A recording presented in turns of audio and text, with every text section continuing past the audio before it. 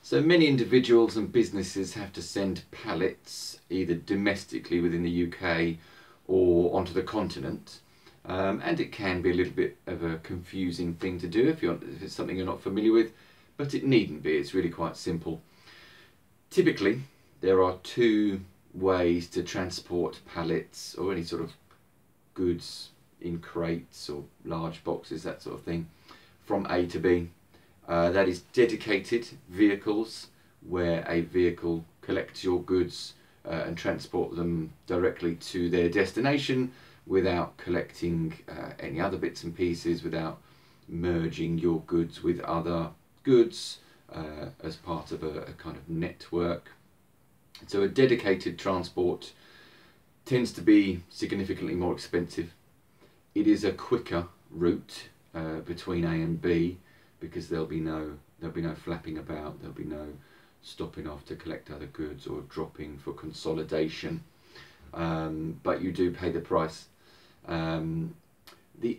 Typically the other way that people would send pallets is via groupage, and groupage is more of a network, but a haulier might pick up your pallet or pallets, take them to, they might have a sort of warehouse or a unit where other goods might be loaded on. Let's just say you've got 6 pallets to go to from London to Eindhoven in the Netherlands, and you know, you've been given a quote. It's maybe £300 or £400 to do that, which is a pretty fair rate.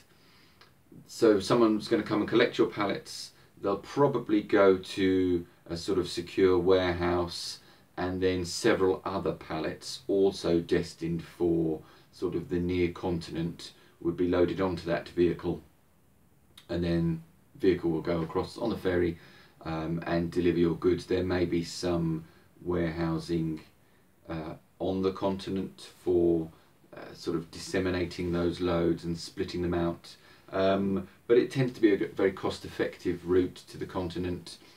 You know, you can get stuff into France and the Netherlands and Germany on a sort of 2-day service. So as long as things don't have to be there immediately, it's a very cost-effective way to transport your goods. The major factors influencing price is weight. Typically it will often be weight, number of pallets, and weight of goods. So when you're booking your transport, make sure you know that sizes and dimensions, and especially the weight, it's something you can't really get an accurate quote without that. Hopefully this has been of some use to somebody out there, and if you've got any thoughts or questions, or you'd like a bit more information about any aspects of road haulage services, feel free to comment below, and you know, we'll maybe make a video on it for you. Thank you.